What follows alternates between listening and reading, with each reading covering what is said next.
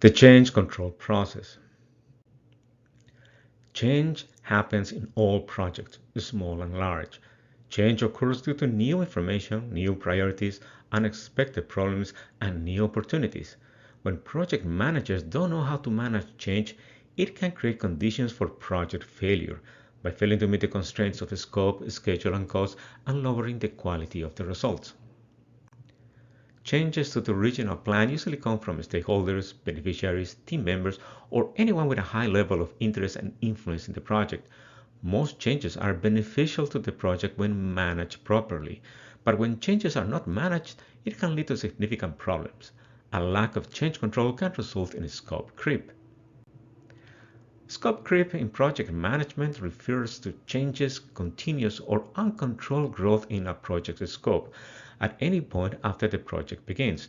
This can occur when the scope of a project is not properly defined, documented, or controlled. In most cases, these are the small changes that are approved without a proper analysis of their impact in the project schedule, budget, and quality constraints. The small changes can add up until a project stretches far beyond its original vision. Change control is an important process of project management, but notice that the goal of change control is not to prevent changes. Change control ensures that all requests for changes are properly reviewed, analyzed, and approved before they are implemented. An effective change control process must balance between control discipline and flexibility to adapt the project to changing conditions.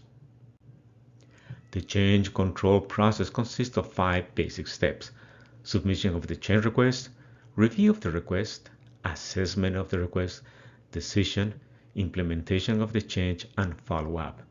Documents used in this process include the change request form and the change control log. In the first step, the stakeholder or team members submit a change request. They will usually use a simple form to capture relevant information that will facilitate its review and analysis. The request is then entered into a change register, which records all requests and their status. On the second step, the change request is reviewed. The purpose of this initial review is to determine its high-level impact on outputs and benefits. If necessary, additional clarification may be requested before deciding if it's worthwhile performing a detailed assessment. At this step, the proposed change may be rejected without further evaluation, in which case the reasons for rejection will be recorded and the stakeholder informed. In most cases, the review will look if the request is adding value to the project. In the next step, the proposed change is evaluated to assess its impact on the scope, schedule, budget, and quality. The detailed impact is estimated, and a recommendation to approve, reject, defer, or request more information is made. Depending on the level of impact, the approval may come from the project manager, the steering committee, or even the donor. In the next step, the corresponding party makes a decision based on the recommendations of the assessment. In some cases, it will require approval for additional funds and time to implement the change. The decision is then communicated to the person that originated the request, the team, and key stakeholders that will be impacted by the change. The change log is updated to reflect the decisions and the status of the request.